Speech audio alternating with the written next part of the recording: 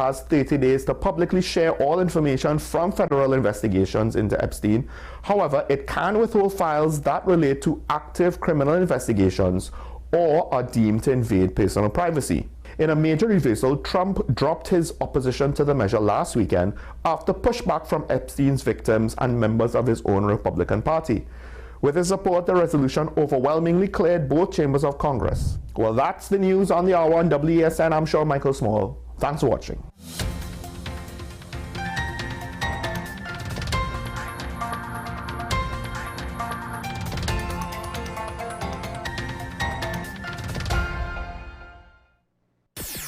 WESN.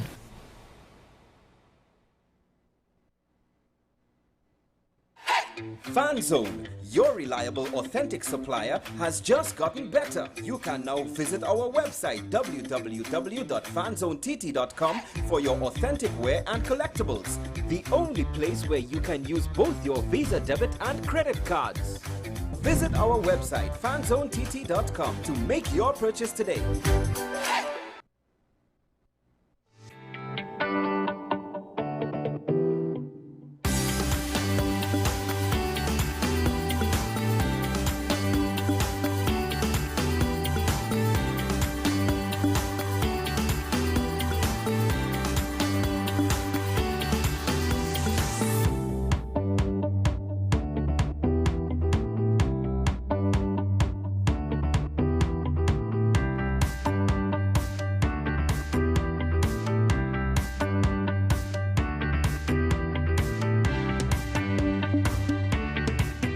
The home of Caribbean content is growing, and we welcome you to be a part of the #1 platform for young personalities who are driven to make a positive impact in society.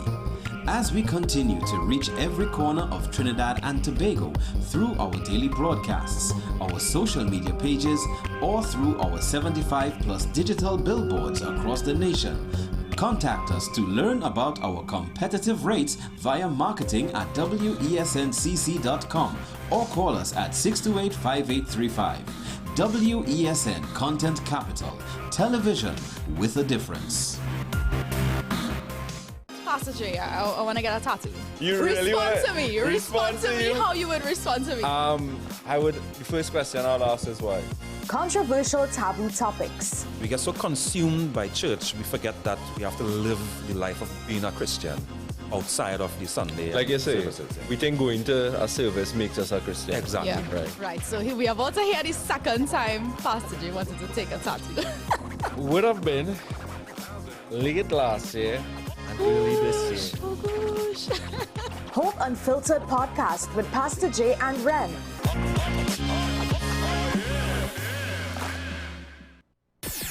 WESN.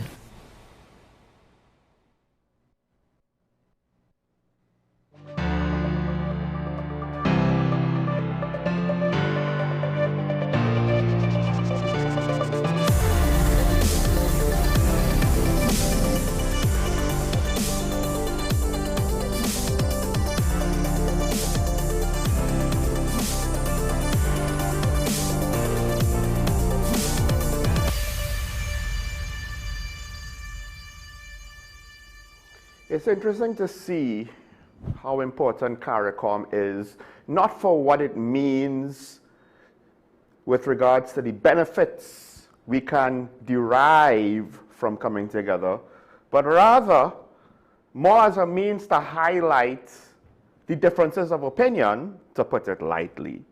And in this case, whilst there are so many other things going on, which again is something that I got accustomed to saying during the tenure of the previous administration. And now I am in this same narrative point, but it's not as though I'm forcing this narrative. It is what it is. We have a situation where there are multiple major news events happening that is a concern to various aspects and demographics of our society. And in the midst of all of that, our government has decided, whether they know it or not, whether it was intentional or not, whether it was all intentional, only partially intentional, to pick a fight with a neighboring country. But not just to pick a fight, but to literally, as an extension of our nonsensical politics, throw more of it out there internationally, or at least regionally, for all to see. For all to see. Now, that by itself, regardless of the validity of the situation, is something that should be considered. I'm not saying it should be something that should be concerning. It should be something that the government should be criticized for, but it's something that we should consider. At the end of the day, you know, the truth is the truth. The problem is the issue that the government has decided to make a mountain out of seems very much not just a molehill, it is as flat as the land can get. It's not just flat, it might actually be excavated, it might be a pit. Because unless we get something much more substantial, there's nothing to indicate on any level so far that the family of Ralph Gonsalves has done anything to warrant anything. Because it seems as though we are continuing the new tradition. I don't know if this happened back in the day, but I just find there's this new tradition where, like, every year, a basic premise seems to be beyond comprehension for politicians. First it was, no, not so basic of a premise, but audit for the then Minister of Finance. Then it was diversification for the hopeful to be at the time, not yet Minister of Finance. And now, for the Minister of Housing, it seems to be the term open market. Now, to what degree is it also an extension of the political leadership behind him that, for whatever reason, does not fully understand the term open market? And the thing is, perhaps there is an explanation as to why something in bad faith happened. But we didn't get that explanation. We just got a whole lot of nonsense about allocations and lots and subsidized on a high-end unit with a high-end price on the open market, which means that, technically speaking, it's not supposed to be government subsidized housing. It's on the open market to try to recoup the costs. It's not supposed to be, they don't have the demand to require any measures to allocate fairly. There's 200 and whatever thousand people, and yet 113 units unsold. They had to drop the price. I think it was twice. That is to say, the successive administration had to drop the price at least once, if not twice. Or maybe they dropped it once, and now this current administration has to drop it once. I can't remember, sorry. It's just, we've reached the point where the situation has jumped the shark. Now, with all that being said, in what has to be the limpest political attack I have ever seen, which is very ironic considering who made the initial thrust.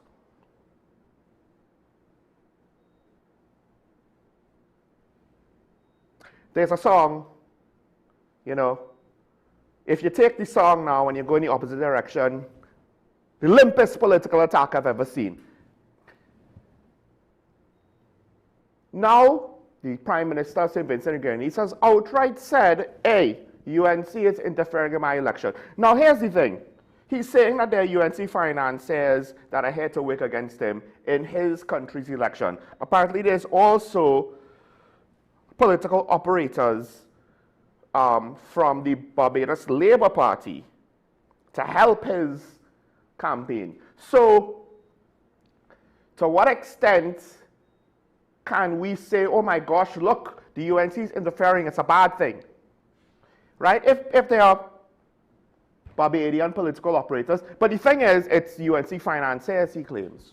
Now, the Prime Minister, our Prime Minister, has denied any such involvement, one, and two, has said any probe into the Victoria Keys situation with regards to the Gonsalves family has nothing to do with their general election. But you see, I wonder if this is a case where, one, she's taking limp political advice, and two, it's causing her to overplay her hand.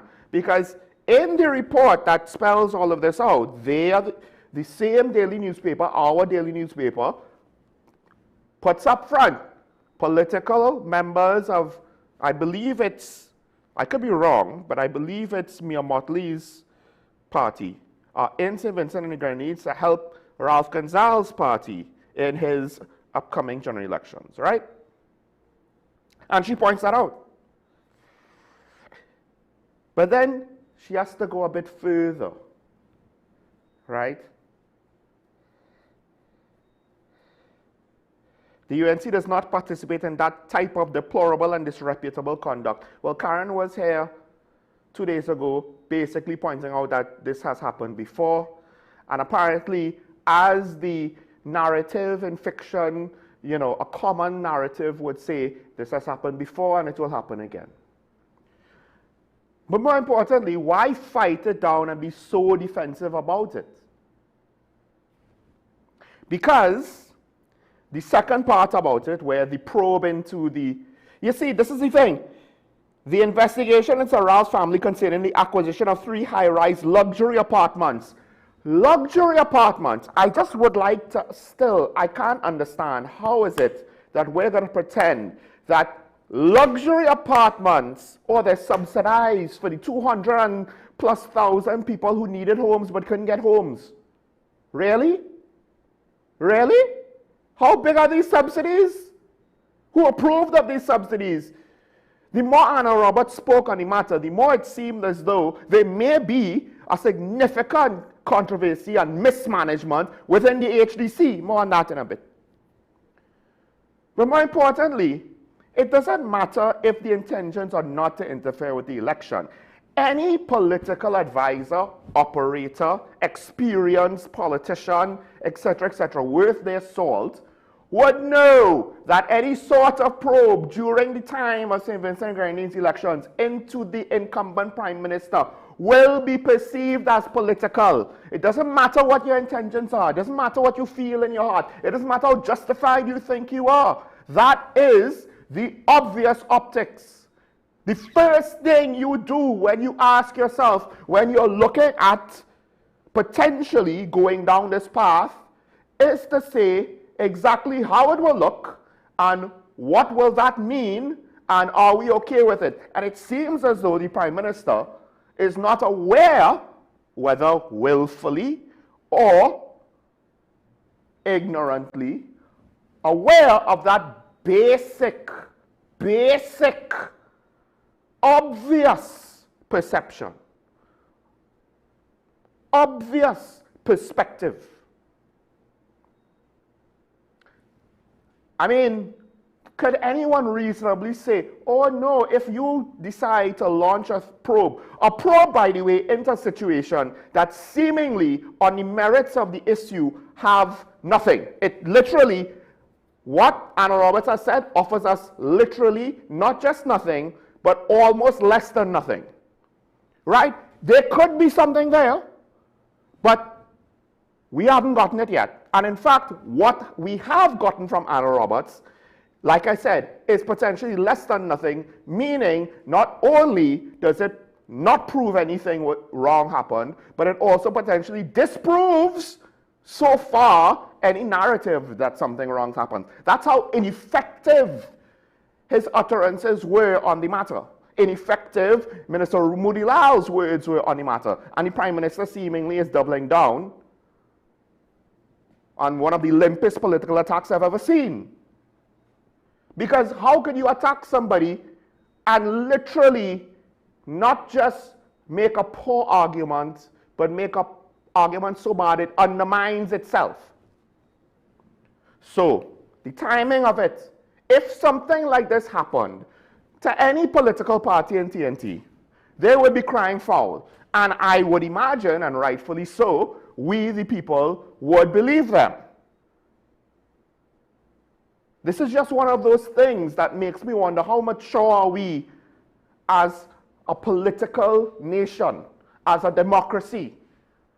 because some of these excuses and explanations seem kindergarten. Now, granted, the Auditor General situation was more severe,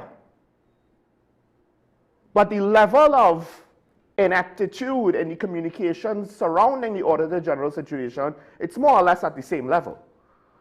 If you want to present to us a reasonable situation, fine. You need reasonable logic, sound logic behind it. Not a whole set of obfuscation and inferences that don't make sense. Who's drawing lots when they can't sell the units? What does that have to do with anything? And since Anna Roberts got the documentation with regards to the names of Ralph Gonzalez's family and the forms about purchasing the apartments, they probably have all the documentation to say exactly how those apartments were purchased on the open market. Now, if there was something with regards to the technicalities of when it was purchased and how it was put in the open market and the timing of it, etc., etc., and did the PNM finance the sale, whatever, show us that. Or at the very least, don't present us an argument that makes so little sense that not only do we have a hard time believing you, but we can't help but disbelieve you. That's how. Meanwhile, I'll just hit a couple of things quick, and we'll welcome Ashraf for the morning. The HDC is going to end 50 maintenance contracts, and they're pointing to mismanagement, right? The HDC have posted losses of over 700 million for the last fiscal year in September 2025.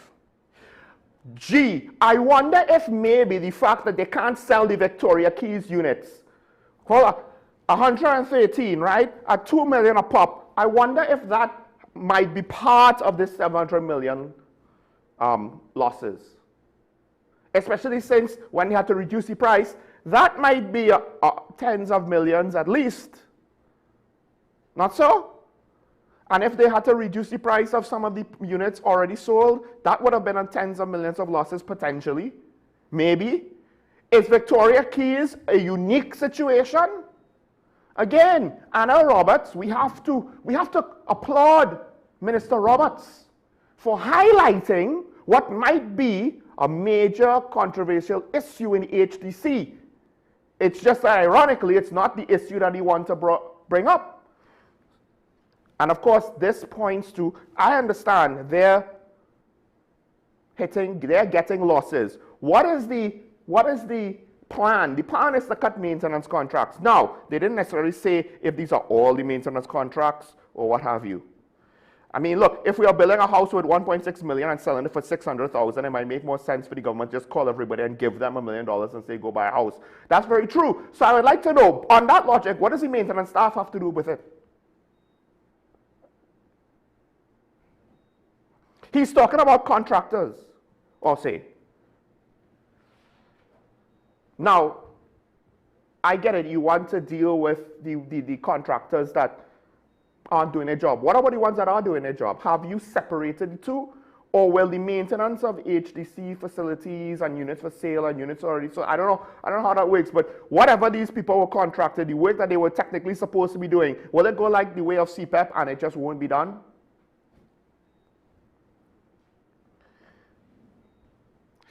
And then there's a couple other things. Of course, one of the things with regards to the upcoming carnival season, NGC withdrew financial support to sports, but also to steel pan. And then there's the fact that, well, Faris Awari is pointing out the change in FEC venues. I know there's people who say, yes, we should do it, noise pollution. That's nice. If the promoters can't pivot in time, that's a lot of money out of the hands of not just the promoters, but the workers. This is one of those wonderful human things where people think, oh my gosh, who cares about a corporation? A corporation has employees. A carnival band has employees. A carnival a FET promoter has people who he employs for the FET. It's not too dissimilar in part when Petrotrin was shut down. It wasn't just Petrotrin and the board of Petrotrin and the managers of Petrotrin that lost out. And it wasn't just the workers who may or may not have been a part of bloated wage negotiations. It was all the maintenance staff, all the people selling food, all the people selling all the ancillary services who potentially lost out too. And when you make changes that are abrupt, so I don't know, these are not the best signs for the economy, not in the sense that were they necessary or not. They might have been necessary, but how they were done, they are closer on the edge of the scale as with regards to the implementation of ending CPEP and URMP, as opposed to potentially how the revitalization plan might be more responsibly managed. Let me just put that out there. Two different sets of government initiatives, two different potential ways to handle it. Meanwhile, to close, the CPO is telling the PSA, the question is, this is what was said, I guess, rhetorically. The question is, this is the CPO, right? Remember the story, the PSA is wondering if the CPO is there to stall. They don't want a presentation on the state of the economy from the CPO. So, the head of the CPO now, the Chief Personnel Officer, has said, the question is, why would the PSA not be interested in understanding the deeper challenges affecting our economy? Now, here's the thing. On one hand, that seems like a fine question. But when you really dig underneath the surface, think about it. Why would the union not care, not understand, forget not understand. Why would a union not care about your reasoning for not wanting to give them what you or your bosses or these people who you report to promise them? Why would they not care about that? Why would that be technically irrelevant to them? And why would they not want to do anything that would appear as though they somehow agreed with any reasoning that would deny them what was promised to them when they gave their political support in the last general election? I wonder. And the fact that the CPO is asking that question makes me wonder, do you really know the implications of you putting that out there publicly and what that says about your strategy? Because what it says is, we have no intention to live up to the promises that were made. That's what it says. That's not necessarily what it is. That's not necessarily what it is. That's what it looks like. I'm getting fed up of people on public platforms just saying whatever random nonsense they think sounds fine and not understanding that listening comprehension is not controlled by their intentions, which they don't explain properly. What did I say? The interests of the union and the government are not things that run joined together. They are separate. They might at times run parallel, but more often than not, they go in different directions. Just wait. There will be more. Let's take a break. When we come back, we'll welcome Ashraf Ali. Stay tuned.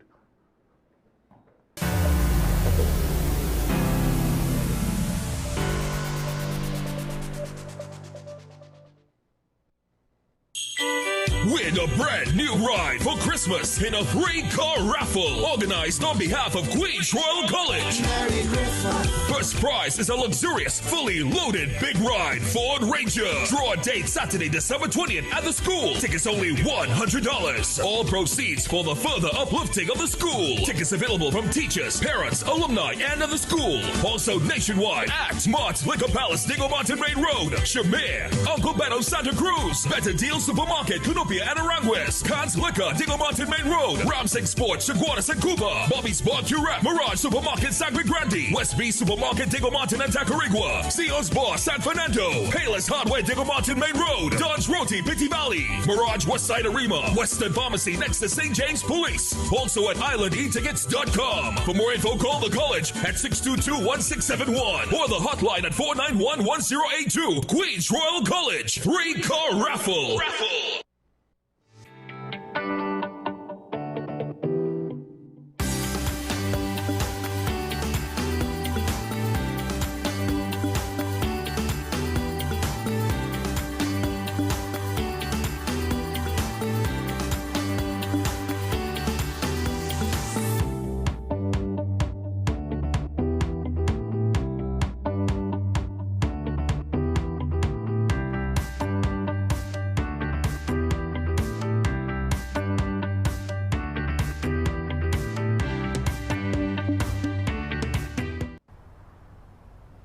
Bill and Ruth fell in love with the Benjamin Moore color Dry Sage. but they tried to match it using another brand's paint.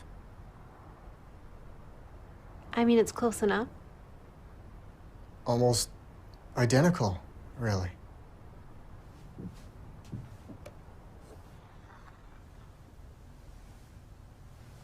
Yeah, there it is. Never trust another paint to be a Benjamin Moore color. My name is Dr. Joanne Williams-Carroll, and I am the Director of Behavioral and Mental Health at the Community Hospital. At the Community Hospital, we believe in nurturing mind, body, and soul. Through our counseling and chaplaincy program, we will provide you with support and strength you need to help with your mental and emotional well-being. Give us a call. The Community Hospital of Seventh-day Adventist, where good private health care is affordable. Low energy? Heart concerns? Migraines slowing you down? It's time to take control of your health. Join Wellness Unlocked, the series that brings expert advice and real solutions for a healthier you. In our latest episode, learn how Jameson CoQ10 can help support heart health, boost energy, and even reduce migraines. Get the science, the stories, and the steps to power up your health with CoQ10. Don't miss Wellness Unlocked. Watch now on WESN and start your wellness journey today.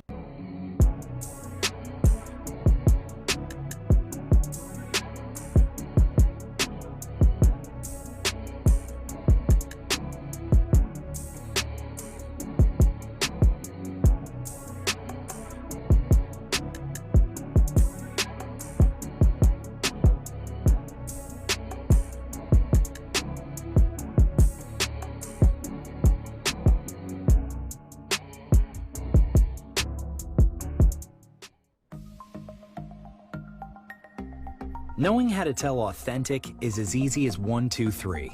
Find it, match it, search it. Step 1. Find the style number on the tag. Step 2. Match the style number inside the jersey with the number on the tag. Step 3. Search it. A quick Google search of the style number will verify the jersey is authentic when the search results match the jersey being searched. Don't be fooled by counterfeit jerseys. Before you buy, remember to find it, match it, search it. Fan Zone, 2 locations nationwide. Center City Mall, Chaguanas, and Movietown, Port of Spain. Nationwide delivery available. Take some time for yourself or spend some time with the family at Sandy Point Village Hotel. Enjoy our various studio and suite apartments, self-contained with their own kitchenettes and Wi-Fi. We also have our famous 100-foot swimming pool and our beachfront restaurant, the Steak and Lobster Grill. And our location in Crown Point puts us near the center of activity from the nylon pool to the local nightlife. Call us and make your reservations at 639-8533, 389-2378, or email us at sandypointvillagehotel@gmail.com. Do you need treatment for obesity or any related abdominal procedures? The Community Hospital now offers minimally invasive laparoscopic surgery done by an American-trained, board-certified surgeon with over 20 years' experience. Give us a call at 235-5479 for more information. The Community Hospital of Seventh-day Adventist, where good private health care is affordable. If these walls could talk, they'd cry uncle. They didn't plan to become offices or yoga studios. But they've stood by us, even when we got a little stir-crazy. For that, they deserve some thanks. They deserve Benjamin Moore. Low energy? Heart concerns? Migraines slowing you down? It's time to take control of your health. Join Wellness Unlocked, the series that brings expert advice and real solutions for a healthier you. In our latest episode, learn how Jameson CoQ10 can help support heart health, boost energy, and even reduce migraines.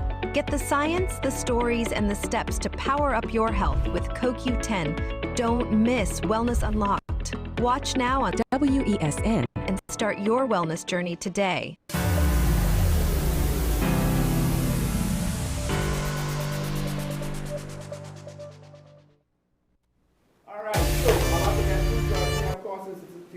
management expert Ashraf Ali, a man who is well experienced in a lot of the large-scale events of the nation. So, of course, we'll get into that topic. Ashraf, good morning. Morning, Sean. How was the weather treating you? Not bad, I guess. We had some bad weather. We had some heavy rains, and you realize that. Well, yes, it's not treating my lawn very well. It's not treating my lawn very well. It's just one of those things, right? We just have an issue. I don't know what it is. It's not level. It's not. So basically, yeah, it gets muddy, and then the cars kind of dig it up. Like everything else, the audience could complain for everything, right?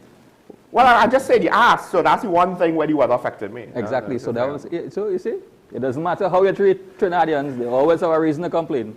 I mean, speaking of a reason to complain, look, let's take the comment one time, because I appreciate the comment. Why are you and Ms. Nuez keeping ignoring the fact that Sir Gonzalez has not paid an open market price, but under a recently extended rent-own arrangement to acquire one apartment? Here's the thing, I haven't looked into it, so I don't know for sure. I would just ask the question, is the rent-to-own arrangement not at open market rates? Because I addressed this Wednesday. I didn't ignore it, I addressed it. The units aren't selling, and we've seen the price get reduced. So to me, if it's what is open market at this point? So, no, I don't want to make any political comments on this, but I have an issue with HEC housing. Yes. This just brings up some of the inconsistencies in HEC housing.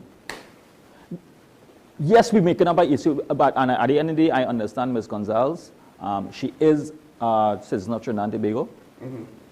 They're entitled to purchase property in Trinidad and Tobago. She's a citizen, so I have no issues. I have no issues with the fact that they purchase the property and the location they purchase the property. I may not have the funding to purchase there. Many persons in Trinidad and Tobago may not have funds to purchase the property in these type of agency locations. They have been referred to as luxury. So that I'm saying that agency, people have a misconception of what agency housing should be. There are different type of housings for different categories of persons within our society. Yes, we have the low-income earners, and sometimes the low-income earners are crying out because some of the properties itself and building cost changes. So you could say you want a building cost at let's say 800,000. I'm just using that, but then sometimes it is difficult to even get to 800,000 when it comes to that. The thing is with this project, keep the comment up if you can. With this project, right? The cost increased purposefully. It wasn't like unexpected increases. Some of the increases were decided upon by this, well, not this administration, but by members of this administration the last time they were in power. The thing is, with regards to this comment, there's a couple of things I have to point out. One, the accusations against the Gonzalez family is not, oh, but solely. The accusations are around all three. So the fact that you have to single out one of the three, it's not in line with what the government is saying and what Minister Roberts is saying and Minister Munilal and the Prime Minister, right? So you are making more of a distinction than the current government. The probe is into the 3 apartments. The other thing is, right, so now you need to explain further, or the government needs to explain further, why is the rent-to-own not in line or not legal, right? Because maybe it is not open market rates, but she qualified. No, we don't know. As an adult, is her finances that tied to her family's finances? So this issue, I am saying, if it goes down to the fact that defamation of character, that is between the Gonzalez family and Minister Roberts. I'm just to the financial right. So I'm just showing that there's a bigger issue that I am saying that we need to look at. Take that out and take agency housing on the whole. Right. In Trinidad and Tobago, there are citizens in Trinidad and Tobago have multiple agency apartments under their name. They are citizens in Trinidad. Hold on. They are citizens in Trinidad and Tobago. Right, yeah. Right? Who own multiple agency apartments. Not one. Right. Multiple. You understand? There are persons who have their own properties. Who are able to deal with their own while they own agency apartments. So why bring up one? I am saying if there is need to have a some assessment of how agency apartments are being distributed to citizens of Trinidad and Tobago, and Ms. Gonzalez is also a citizen of Trinidad and Tobago. I don't know if anybody could say otherwise. I don't know what her citizenship is other than what I have read. Good? Of how many and how agency apartments have been distributed throughout. Now, not this administration alone, or the agency and how the process is, because it could be unfair, because you wouldn't even realize that there are persons who who have sufficient finances and other properties and family and probably family properties and inheritance and all kind of things, still owning agency apartments. Is it for those individuals, or is it catered for those type of individuals? But the thing is, in this case, it is undermined, right? The whole concept of is it fair or unfair is somewhat undermined by the fact that there seems to be not enough demand for the units at the going market rate. And so then now, right, you see, it's one thing if they're selling out and there's not enough of them, the demand is way too high, etc., etc., etc., right? And what would have also helped the situation is if this was meant as low-income housing, if this was meant to help people who genuinely have a hard time getting their own home, that needs their own home. But this is not that. This is luxury units that seemingly is already a loss-making venture, not because of who might have gotten what favors with regards to acquiring units, but with regards to the business model of the buildings. Look at the location. I hate to say it, but look at the location. It's a borderline situation. Across the road, I get it, Victoria Gardens, right next to Powder Magazine. It's a very strange thing. I know there are many communities where you will have rich people and poor people living right next to each other, but the more high income you go with things like this. Sean, sad to say, but this is my personal opinion. I don't think this is an issue for us to even be discussing in Trinidad and Tobago. We have much more pressing issues. Yes. We have much more pressing issues. And if between Minister Roberts, Prime Minister Gonzalez and his family, if there is any issue with respect to defamation, the courts will take care of that. I just want to ask you. The politics that is playing off in St. Vincent and Trinidad, I want to leave it. I don't want to discuss that because I think this is a non-issue. If we do our introspection or do our assessment of HGC internally, we have plenty more to worry about. Right. That's what I said. I think we need to applaud Minister Roberts for highlighting a potential issue. It just opened a can of worms, and if we want to continue to open a can of worms to see where it goes, we will have plenty more to worry about. I will say this though, I do think there's one aspect to this outside of the HDC situation that is also an issue. This is international bubble. Well, right? This is international bubble, right? You might not want to say it, but I'm saying it's hard. It goes plenty. It has much more in it, but like I said, we have plenty more issues. Again, let's take a comment. Is it easy? Explain to, you see, like a lot of people, I need to know if you have the details on the terms and conditions of the loan. If you're just going by what Minister Roberts said, he said a lot of things that don't make sense. Do you have the terms and conditions of the loan that says it's easy? Do you have the information to say that it was unfair? Or is it just an assumption because usually rent to own is not applied in situations like this? Except business-wise, HDC has an incentive to try to make it easier for people to acquire the units because they're not selling. So unless there's more information on this line of thought, it's a non-starter right now. There's no way we could take it. It's a struggling project that's trying to find buyers. So at this point, why am I going to say, oh, Soleil Gonzalez should not have gotten a unit? They're being unused. At the very least, the money, whether it is the right rate, the wrong rate, the illegal rate, the corrupt rate, it is still money that HDC, I potentially could say, can they even afford to give that up? Because the units, I can't remember if it's a third or a half of the units are not sold. I can't remember how, I think it's 200 something units. I could be very wrong about that. But it's 100 plus 113, I believe, that were unsold at least at one point in time. I think at this point in time, it is better to, this is me, it is better for the units to be sold to someone so we can recover the cost and the thing is, put behind it, because at the end of the day, the units will remain it will become dilapidated. It was going to cost more to refurbish at some point in time. It's state's funds again to be put in place. And then when you put in state funds again, what is the overall cost of this? You're not getting that money back. You're not getting so it makes no sense. Because the price can't go. So if they have buyers available and buyers are willing to, let's say probably a reasonably discounted price, because at the end of the day, any property that you purchase, you still have to put in some refurbishment into that property to bring it up to your standard. So you still have to put out some money for your pocket. So even HGC houses that have been completed at this point in time, persons who are occupying their property still have to spend some monies to bring it back to how they want, because at the end of the day, Sean, that is where you want to live. Now, the thing is, when you have high demand for high-end projects, market forces might push the unit sales up over time. Those who buy the first units might have gotten a deal in comparison to those who buy the last few units, because as they become more scarce. When you don't have demand, the price starts to drop.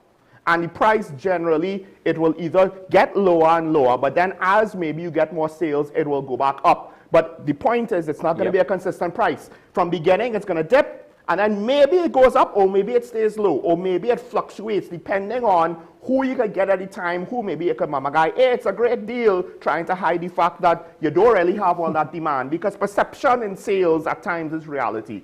So what is the fair price of units that do not have demand for them, that are not selling?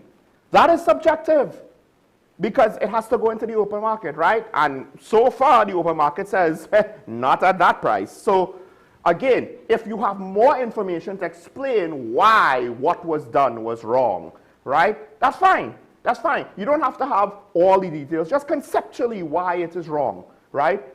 And then you need to make a reasonable argument why that price was unethical, to say the least.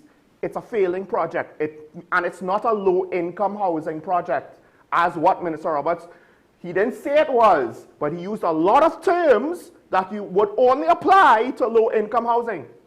Anyway, we've been on this topic too much. As Ashraf said, there are more important things to talk about. Far more important things to talk about, because this is TNT. This is TNT. And anything that comes anyway to potentially disrupt our annual tradition of pulling the wool over our eyes during Carnival, anything that disrupts that, that's beyond the pale. So let's get into today's daily review.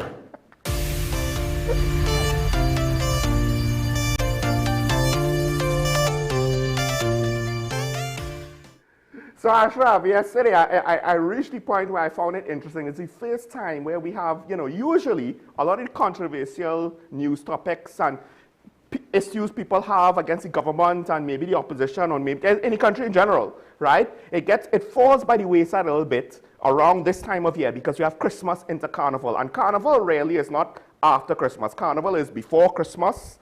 And then we kind of hit the pause button for some ham and pastels. And then go again. And then go again, right? But now, we jamming still. Well, we might not be jamming as much as before. And the distraction effect might not be as strong as it was. I find that interesting. This could be an interesting case study. Well, yes, so true. No. I have heard a lot of comments about noise pollution and location for venues. Build the venues, and sporting venues should be utilized for this because other countries in the world do it and all that. Fine, all that is good arguments. But in Trinidad and Tobago, we live in Trinidad and Tobago. Mm-hmm. Good. We have an issue with noise pollution because we have generally, many persons do not feel the need to respect someone's space. Yes. Right? Because we throw everything on our culture. So I play my music and you don't like all my music, you're vexed because I play in a particular music. You vex with me because you don't like my music and that is my music and I enjoy my music in my house. Yes, but I don't want to hear everything that you have. I want to play what I want to play too. So if everybody behaves in an intolerant behavior and every one of us decide to put our music to the decibel level to hear my music, then what do we have? We have a chaotic society. Mm-hmm. And it is not what we want. No, there must always be a balance, and I continue to say, some of these events that is taking place, that is happening in the wee hours in the morning, you want to lie wee hours in the morning, no problem. But the venue cannot be in a populated area where the residents who are not, now it have some residents in that area who participate here, but you can't vex with that. So I don't know how accurate this is, but when news got wind that the Hasely Crawford Stadium is under similar restriction, one of the local media houses went into Woodbrook and managed to find residents. So again, it's anecdotal. It could be the exceptions, not necessarily norms, but they found residents as like, well, we got used to it. So let me just share this with the Woodbrook residents. They have a Woodbrook residents have a committee, and they have been clamoring every single carnival. That is right? True. Well, even before carnival, when the avenue became with my experience, the nightlife spot. My experience, and I've sat with the committee on several occasions, and the challenges that they face. Everybody comes together to try to alleviate some of the challenges. They are very accommodating in some of the, and the Woodbrook residents are very accommodating in some circumstances.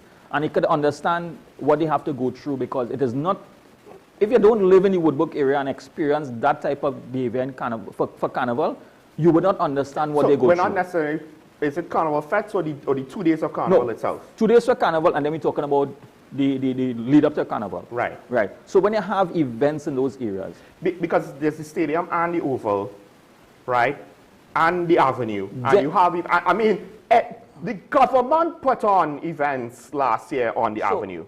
So I'm saying holistically. Now, within our culture of carnival, everybody knows in Trinidad and Tobago, and this is not new. Everybody knows in Trinidad and Tobago, when carnival comes, there's a certain degree of tolerance in how we behave with each other. Throughout the year, we go fight and we go fight and quarrel. Who is this political party? Who is that political party? But Carnival Monday and Tuesday, you see our true culture of Trinidad and Tobago. To paraphrase a song, rum is my party. Right. Well, that too. So this is what we do not want to throw away. Right. I am not a carnival person. I enjoy some aspects of carnival, right? I mean, let me guess, you spent the last however many years of your life working during carnival? Yeah, but I still enjoy carnival to some extent, right? Because it's a lot, carnival is unique to Trinidad and Tobago. Yes. Our carnival is unique, and I love the brand of that carnival, right? So even though I'm working, I enjoy working.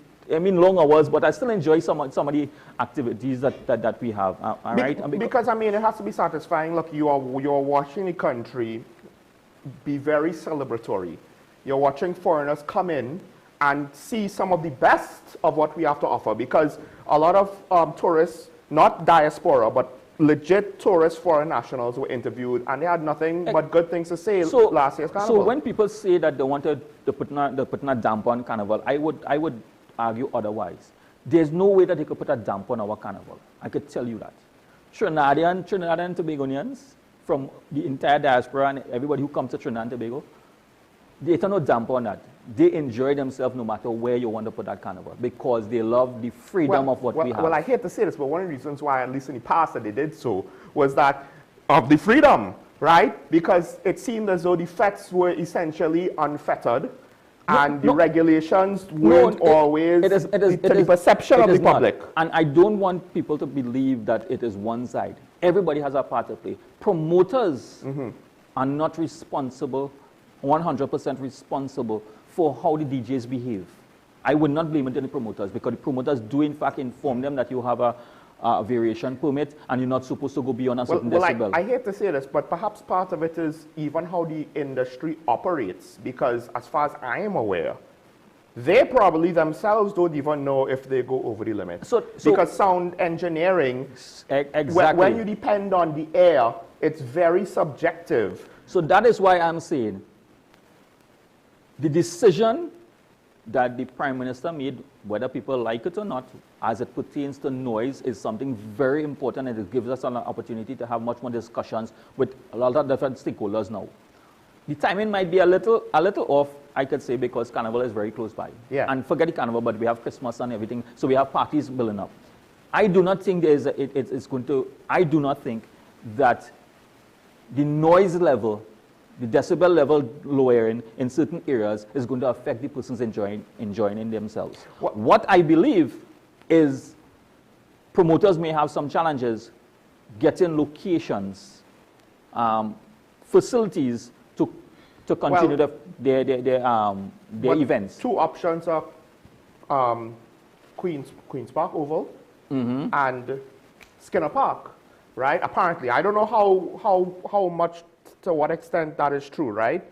But the point is, depending, the alternatives might be just as bad, in part because they're scrambled. Now, the EMA basically had to come out and say, well, look, private property events still have to comply with noise pollution control rules. But here's my thing, here's my point.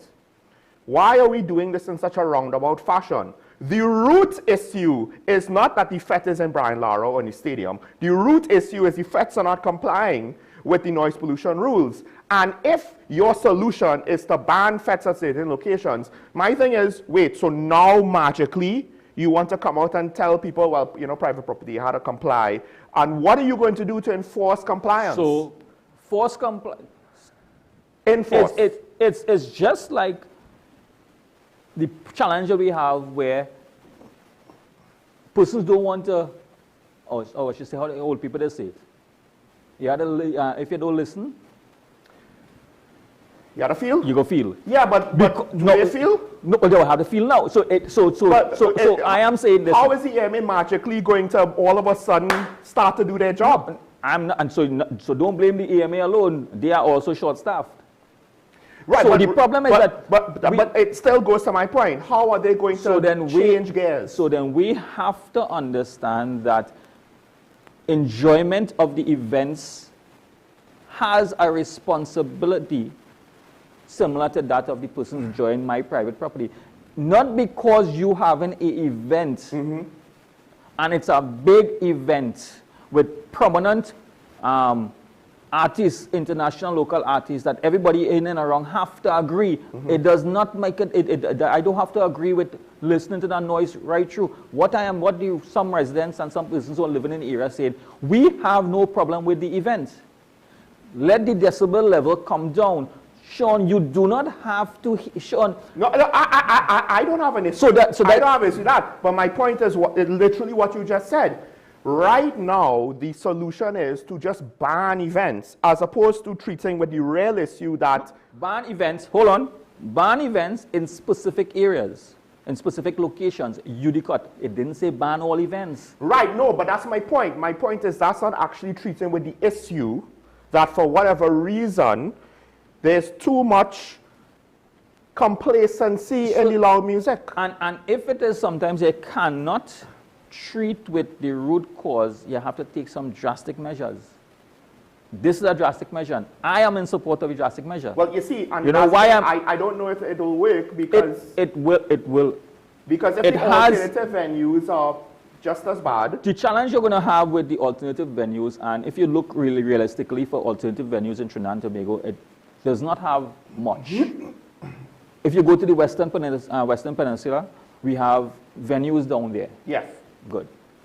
That historically have events, not new venues. We're talking about events that happen on a.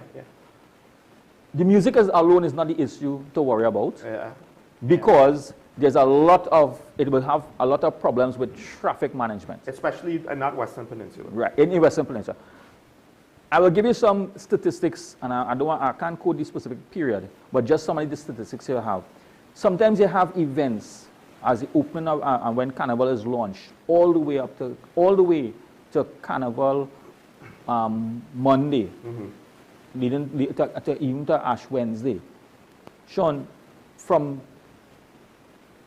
all the way up to, say, Carnival Sunday, right? The Sunday before Carnival. Sean, it's almost 100 and sometimes it's almost 150 plus events carded in a window of a month or 2 months. That is how busy that period is. You have events taking place in multiple locations. So here is where you're going to have problems. The challenge we have, and this is where they have to have a balance. Everybody wants to get the maximum amount of crowd and the most amount of attention, but you cannot have when you have 4 and 5 events taking place in the Western Peninsula at different time frames, traffic galore. Yeah. Then you have across Trinidad and Tobago events taking place on when you have all them clumping like that. Yeah. Noise, it is going to be overbearing. Now, these don't add to you're not adding to the fact that even before the event, some of them have promotions. There are sponsors who come around with their big trucks during the course of the day and have sponsors. So is music trucks all have an issue, have some problem when they're driving through certain areas with music trucks? Forget that. I remember the last time I heard when you have those cars with the megaphones to advertise, usually you get that any day. It's annoying, but it's like, all right, fine. It's during the day, 10 o'clock, 11 o'clock, 4 o'clock, whatever. The last time I heard that in my area, I think it was after 7 p.m. coming across the 8th. And I'm just like, why are you here so late to talk to me about, I can't remember, I think it was furniture. And I could barely make it out. I could barely make out the advertisement. So it wasn't even noise with any utility whatsoever to advertise, because I could barely make, what are you advertising? I don't know. It's just loud. But you know, the irony behind all of this, we just came out of election, right? Of course, yes, all the music trucks. Yes, that is true. I can't remember the last time a carnival music truck pissed me off, but a political music truck during the election, yes. So we have to understand that and I am apolitical, but I applaud the decision. Rum is your party? No, I'm not a party no more. We can't use rum anymore. Rum going up, so I'll drop that party. Light beer. Yes, yeah. So when you look at it from this perspective, I mean, we make issues coming around to certain times. Carnival is because of noise. And this is when it rears its ugly head and you have all the comments about noise pollution. This is how it is going to operate in Trinidad. Because feds are clammed into a particular period, and the carnival period is a short period, and that everybody wants to get involved in it, and leading up to carnival, all events. So it's actually a very short period, and there's a lot of activities being put in place in that short period, all right? So yes, you will have an overwhelming amount of noise taking place in that short period of time. But noise itself happens throughout the year. They have communities and residents who have been complaining over a period of time of the issue with noise. This is my point. My point is, the solution so far doesn't really treat with the problem. And my concern is, because it's not as though we haven't seen political bait and switch before, right? I get it. It was said that they will then go to maxis and music trucks and bars. I will believe that when I see it, because noise pollution is not something that's been politically prioritized ever, right? In fact, just the thing with the fireworks, it seems as though some headway was made with the noise of fireworks, and then I can't remember the last, it might have been Diwali. It kind of, well, no one said anything about Diwali with regards to fireworks and bamboo and all of that, right? So my thing is, this is not really treating with the problem, and I hope that the politics behind it doesn't sputter out before we actually get to the solution. Because to me, it would have been more effective to say, listen, EMA, we're changing how we operate. And you all are going to go to the feds. If they cross the line, you just shut them down. No questions asked. As opposed to having a blanket ban, right? And then that starts to get the EMA on a more practical footing, because that's what you have to do. The enforcement of it, because the enforcement will then start to trickle down to the bars and the music trucks and so on, right? As opposed to, well, we just banning this, right? And the bars are like, well, that have nothing to do with me. Because you know how trainees are. Okay, so all I'm simply, look at the locations that has been banned. Is it private facilities? No, it's government facilities. Yeah, I get that. So for the purpose of this discussion, I am in support of the government facilities at this point in time being utilized for those events. You are in support? I'm in support of it. Right. At this point in time. Right. Further discussions can be utilized, and I'm saying further discussions can be utilized after the fact, afterwards, to have a more reasonable plan to utilize because venues like stadiums stadiums and all of those things. Would you say that it should have been announced more like, okay, this free-for-all business ends, we know it's kind of late, we're coming up with Carnival, this is the standard by next year, whether we ban, whether we limit, whatever. I do say this, I do think, because again, I do wonder if our sound engineering and music sound companies, their level of technical expertise and professionalism only reaches a certain point because it was never demanded of them more, and perhaps now we should demand more of them in the sense of not just to say, oh, well, we have a sound system that could pump out music loud enough for the crowd, but we have a sound system that is designed to facilitate the crowd without having to crank the amps that will then travel far distances. I could be wrong. In my very amateur knowledge and background in sound engineering, if you have an array of a sound system that envelops the venue, and not just one big hulking tower of line raised by the stage, right? You could get the volume, the music, people can hear it without it having to be cranked so that it could carry, right? Because everybody's now is hearing a lighter, softer sound from different spots around the venue. And then you have it all converged within as opposed to just trying to blast it in one direction, right? Exactly. And to what extent, I don't know, it might cost more, but this might be one of those things where, look, make the initial investment. Maybe even government could maybe have loans or grants or whatever for the initial investment, right? I don't know what the margins are. But I do think that there's need at this point in time in our financial situation in our economy to worry about building a facility fit for purpose, because it is not going to be beneficial going forward. There are a lot of venues that we have. No, I'm not saying. No. I'm just showing out. But I did think that not that the government should do it. No. But what the government should do is, and the revitalization plan started this. We've spoken about transportation before, right? And you pointed out the situation with the Western Peninsula. So there's a limit what could go there. What could go there. Now, I do believe, I can't remember, it could have been, oh gosh, why am I forgetting his name all of a sudden? A former senator was on my show, and he spoke about having maybe like a car, a trail car, like a hanging suspension, to go west, right? Which I don't know how in its totality for work, but it makes sense. It's like, you know, we can't just put more cars on the road. It's hard to build more road. True. But there's also east. And all we need really is roads, power lines, and water in the east for the private sector to do something. There's a need to understand that majority of the events takes place in particular areas for Carnival.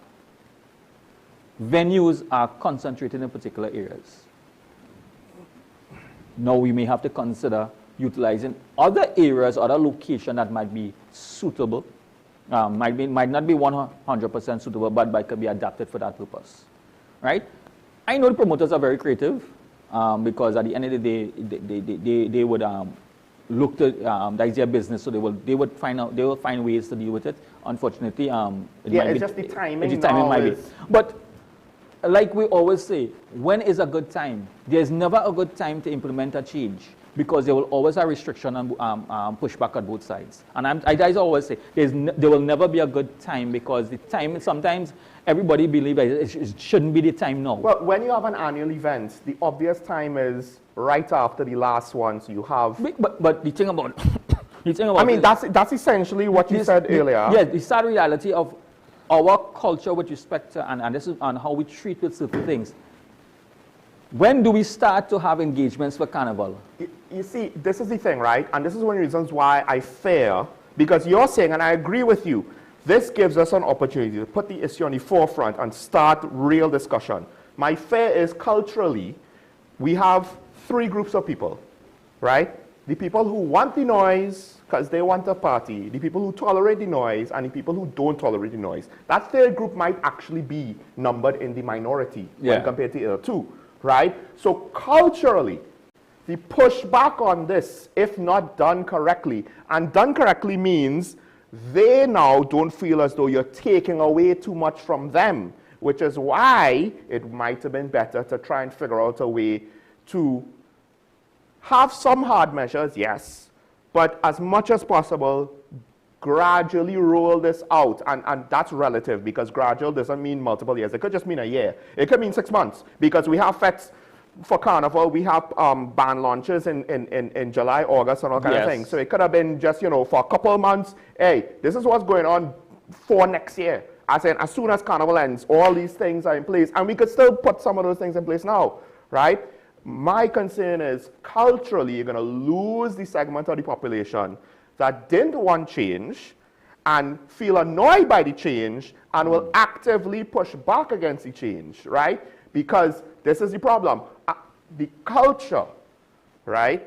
Too much of it accepts this, wants it. Listen, we tend to, we have a caller, we have yes, he's calling just for this. We have move, but I just want to say, we keep using culture conveniently in some of our discussions. Because everything sometimes they say, this is our culture, this is our culture.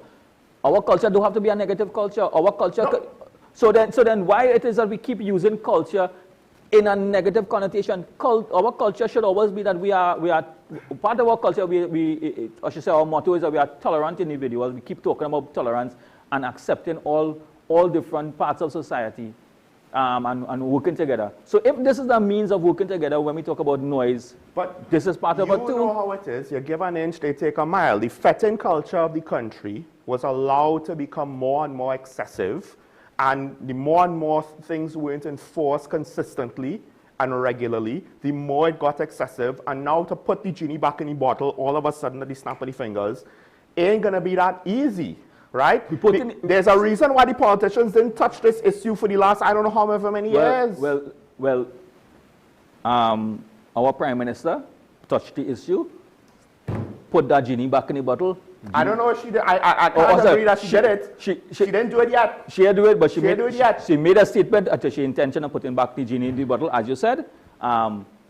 Let's see how that's going to play out. You see, again, it's the culture. Let's take Mova, who's probably going to disagree with everything I said, but or maybe not. We'll see. But let's take Mova on the line. Good morning, caller. You on here? Good morning, gentlemen. Are you hearing me clearly? Yes, we are. Okay. Sean, I just want to enlighten you with something. First of all, if it is you feel and continue to feel that the Prime Minister would have placated us, I'm not even sure if that's a word, but this idea that you have that she would have said what she said to placate us, let me just enlighten you about something. I am a member of ICNTT, right? Citizens Against Noise Pollution TT, right? I am not head or anything, but I'm a member. Notwithstanding that, and I'll tell you again, I have been fighting a noise pollution issue in my neighborhood for the better part of 30 plus years. Okay? If you feel that the Prime Minister is fooling us, you have another thing coming and she has another thing coming. But I just want to let you know something that you're not aware of. Anyone who, like yourself and I realize Mr. San Fernando is the same thing. If you all would have experienced what myself and members of ICNTT and citizens all over Trinidad and Tobago were experiencing for the last 10, 15, 20 years, no one who would have experienced that pressure, that suffering, will have a problem with what the Prime Minister would have said and done. So you all don't know what it is. All right? And I'll tell you this. The Prime Minister's statement, what it has done, it has made us even more fierce in our fight. And I will tell you something else. There are a lot of things happening. This is not going to go away. This is not going to die now. We are going to win this fight. You know what I'm saying? We are going to win this fight. And you see this idea that you have that governments never wanted to touch it. Let me just give you some facts.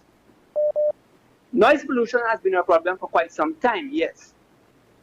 You know when noise pollution got twice as bad? After Mr. KCR did that unthinkable reckless thing of when he was announcing the removal of the COVID restrictions, said loud music can now be played. You know, he was never criticized for that. No one came out, no, sorry. One person wrote a letter about it in the newspapers, Ms. Hodge, right, criticizing him for what he said. Everyone else remained quiet. Yet, so many people are calling out Kamala because she did this and she said that. There's always been, I have noticed from since a young man, there's always been an imbalance to what persons south of the Caroni Bridge can say and do, as opposed to persons north of the Caroni Bridge can say or do. You know? And with that, I rest my case. All right, we do have a caller, but I'll just say this. First of all, placate.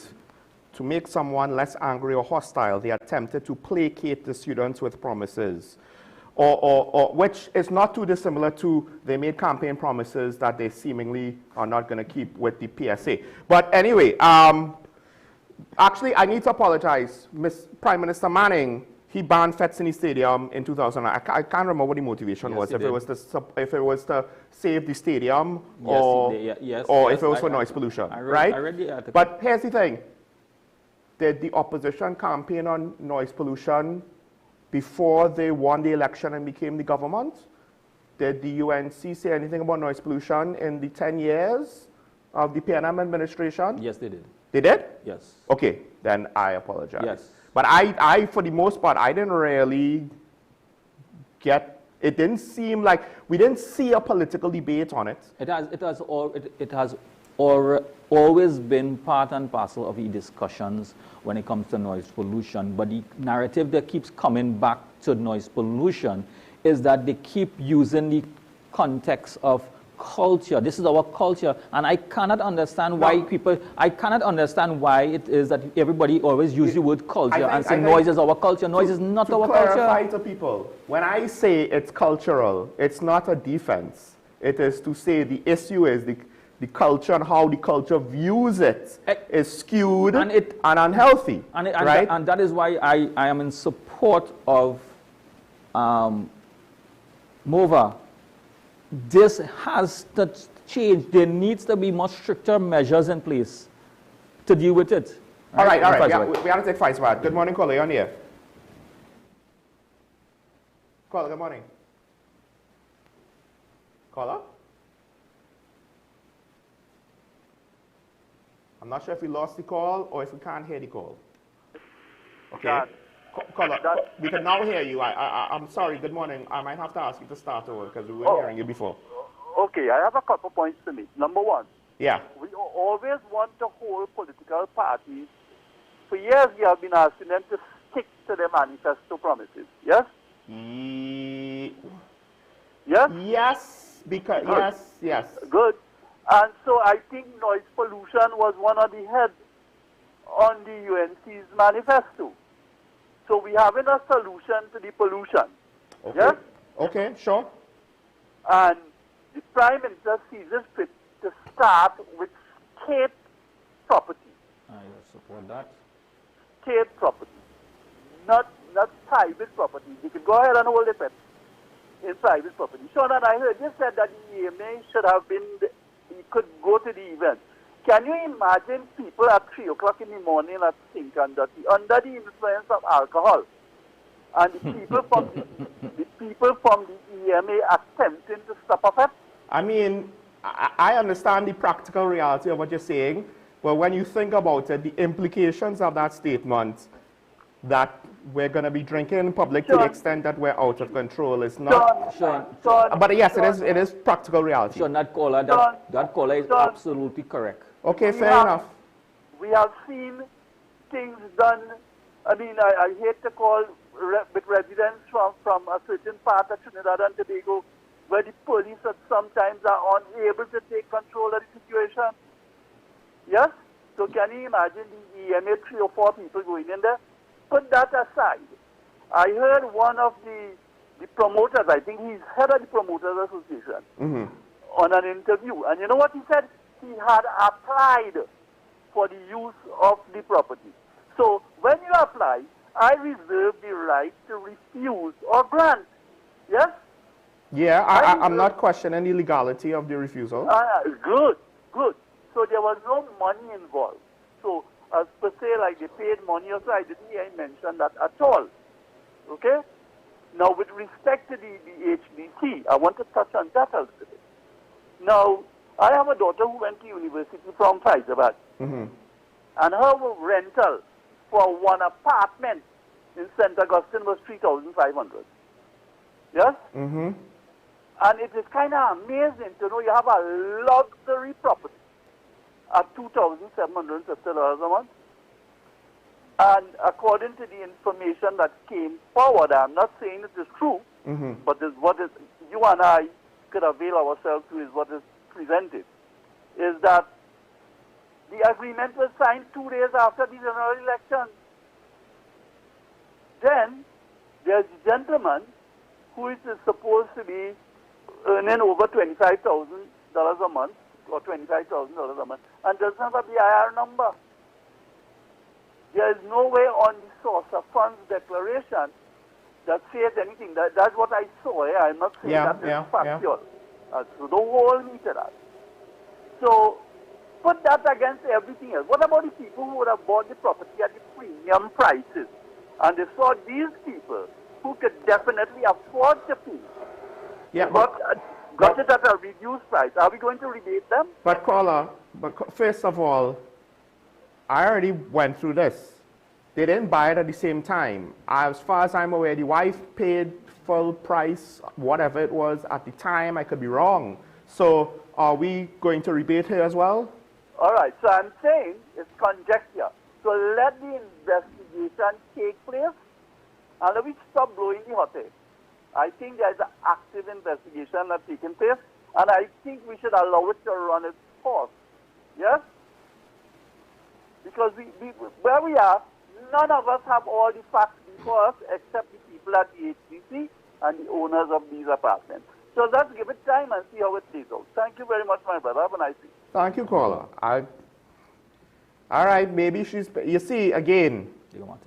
Oh, we have Digger Martin. Sorry. Thank you. Digger Martin on the line. Caller, good morning. Good morning, Sean.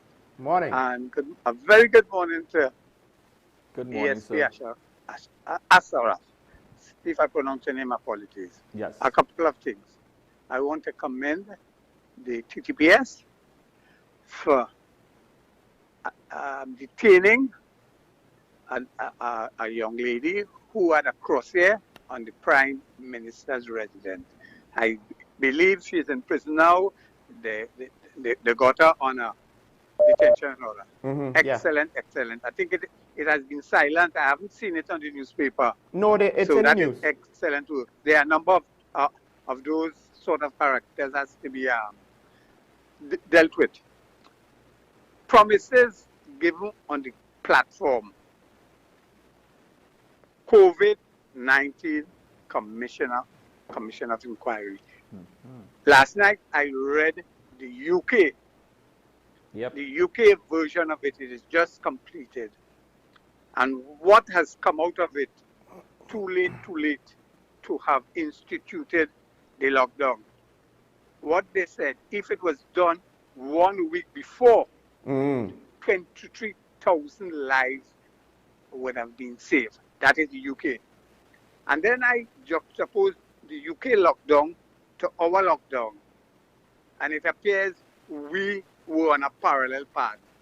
And it came to me, we need an inquiry to find out how much lives we could have saved if there was an error in the management of the COVID. Mm-hmm. Because we are hearing that it has been mismanaged. That is why the current government said back then we need an inquiry. For example, let me juxtapose that to the current president of the TTNRA, Edie Stewart, and his utterances there. He said non-vaccinated people might have a challenge in the ICU. And he was given, basically, he was discriminating against non-vaccinated and vaccinated. And that to me would, yes, go back and see the utterances. That to me, but people with comorbidity would have had a psychological issue to deal with. And how many of them would have stayed home based on that? But caller, when did he say it? He said it about 3 years ago. No, when with any do you remember? About 220 or something like that. Google TTR president said unvaccinated people to that effect, ICU would have been a challenge for them. So he had made that discriminatory statement. Now he is talking about the lack of nurses in the hospital, and he's telling them go to private. But that is an issue. I don't want to stray away from my other point. My other point is that I am saying the Achille Chambers is no longer a cold case. And the TTPS has to insert themselves and bring it to a conclusion. Yesterday, 5 people sued the state. There are a lot of information 3 years ago. I'm bringing it back out again. There was a CNC report interview of Sabga, and he made some damning statement. He made statement about previous ministers. We have the opportunity now to bring some closure. Those 5 men were little children 5 years ago, and I'm going to throw another conspiracy theory that I believe should be fleshed out. Do we have a Giselle Maxwell equivalent in the Achille Chambers issue? Look at the surrounding. A nice house, swimming pool, a lady in charge, men and little children together. Yeah. Those are the sort of exploration the police has to be doing. I'm going to have to ask you to end there. Independent senator call out a name, you know? Call out a name. Sorry. I'm going to have to ask you to end there because we have another caller waiting, and that was like your 3rd point. So sure. Thank you. I'll try and address everything. We take St. James on the line. Good morning, caller. You're on the air. Caller, good morning. Hello, good morning. Morning. Yeah, I'm calling from St. James. Yes. I don't know, I just want to put this on the table, that when NAR was in government, Sister Pam Nicholson, the then Minister of Sport, did ban fest at the stadium. Okay. Nobody ever mentioned that. Thank you, Paul. The second thing is that this probably will, the officer there might be able to answer this question. The president is head of the state. The president is also the commander-in-chief, whatever that means. The prime minister is head of government. Who or how come the prime minister or government recommends or tells the commander-in-chief to revoke or remove military personnel? How come? Who or how recommends the promotion in the military, example from major to the next level, or colonel to next level? Does the commander-in-chief involved in this? Is the commander-in-chief then a misnomer? Bye. I'll listen off it. Thank you, caller. I don't know if you want to answer first. It is. The thing about it is that in our system, remember, the prime president, the prime minister is the more or less the person. The person in charge. The person in charge, right? It's the reason of what we model our government after. We model our government under that. The president, in collaboration with the defense force, is more the ceremonial acknowledgement, the commander. So that's why the president inspects the. I mean, the state of emergencies are declared by the president. Right, the president, but the president declares the state of emergency on advice of the prime minister. Yeah. Right, and it's similar to the promotion of the personnel in the defense force is on the advice of the prime minister. Prime minister. So This is they would have their own boards to assess people within the services, right? Their own team, and they have the meritless who's supposed to be next in line and all of that. So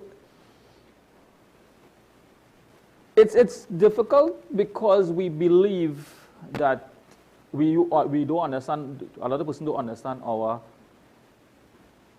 military system as opposed to other military systems. Like in the United States, the president of the United States is the president, chief and commander, because we really like to hear that word chief and commander. But in the Trinidad and Tobago, the president has certain roles to play within the defense force. So let me explain it with this. If Canada wanted to declare war, the King of England, who is I believe still the King of Canada, has to declare war for Canada, right? He is still the head of state. We modeled our government after the British system, where they have a monarch who is not appointed by the Prime Minister. So the nature of that relationship is very different, right? So it makes less sense for us how we did it, but we kind of copied and pasted our homework, right? For better or worse. It's technically based on the Canadian model, but we have a president. They don't bother with a president, as from what I understand. They still have the monarch to fill that role for them, right? And having the monarch fill that role is in some ways better and obviously in some ways worse, because are you truly independent if you have a foreign monarch as the head of state? But the flip side is the monarch is not tied politically. One of the things about the UK royal family is to be apolitical, right? It's almost like a rule. I think if the king decided to become political, his sister would basically pull him in line. Like, that seems to be the disciplinarian of the family, right? Now, with regards to COVID and any potential commission of inquiry, the low-hanging fruit is the porous borders.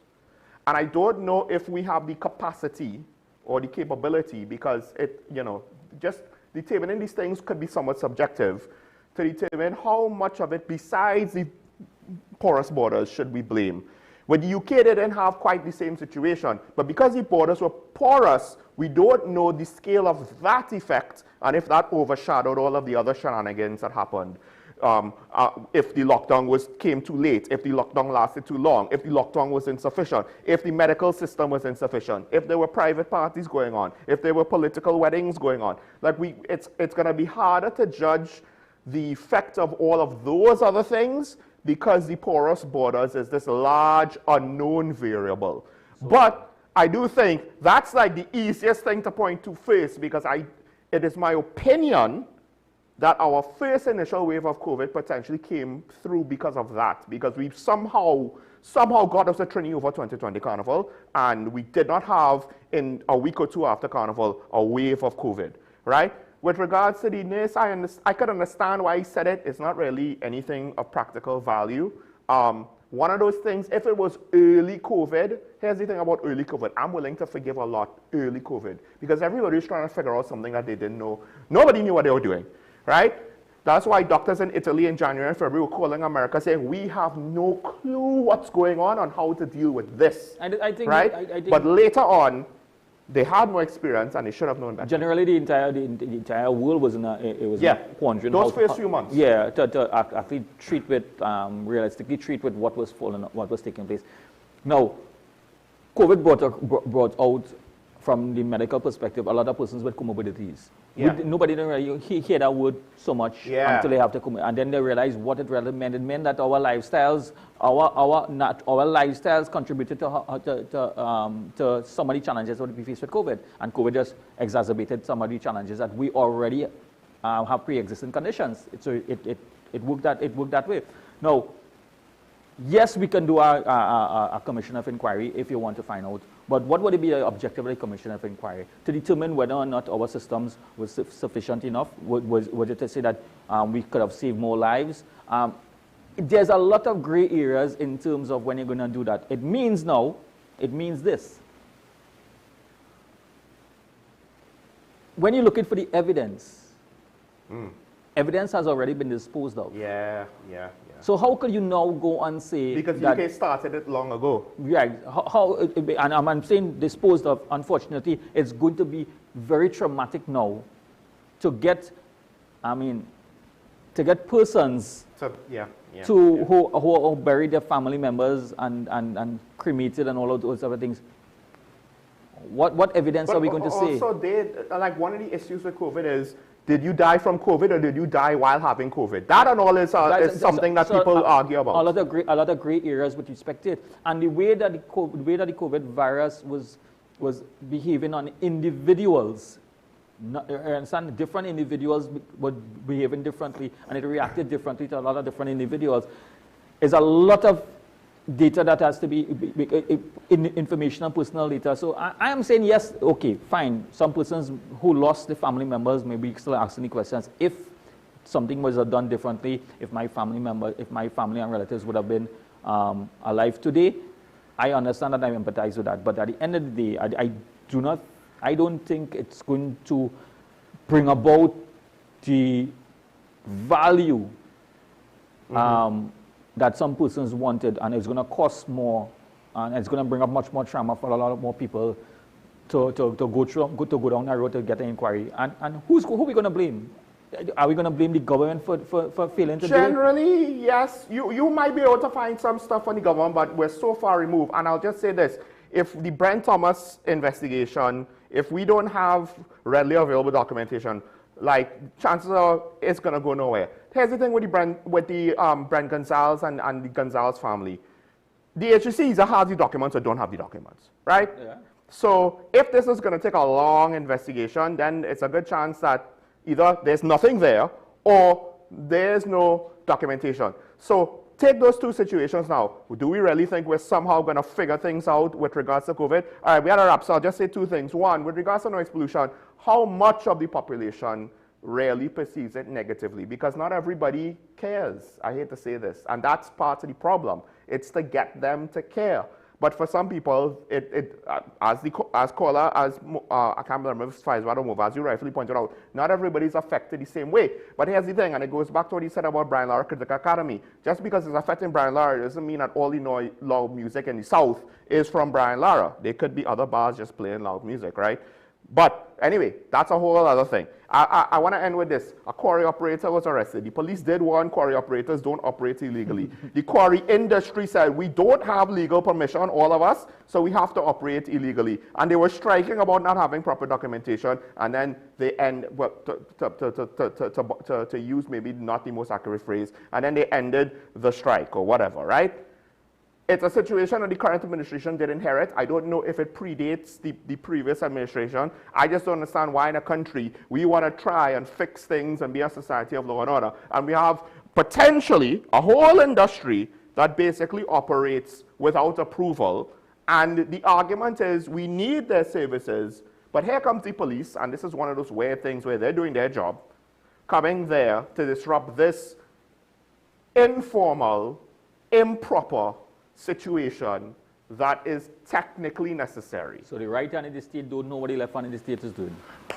I mean, I don't know. This is one of those things where it's not the UNC's fault. No, it is not. But they do have to figure out something quick.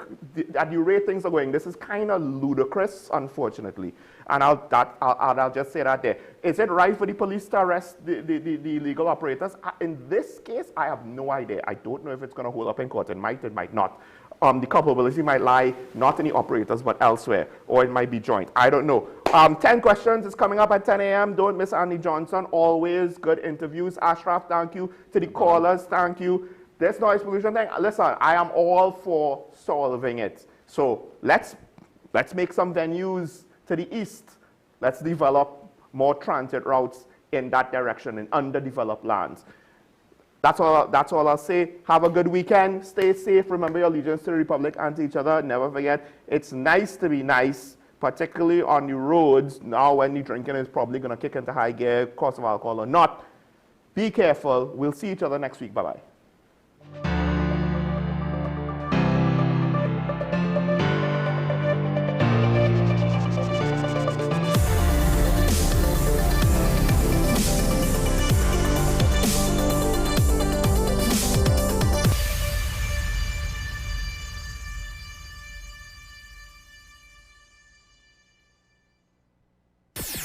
WESN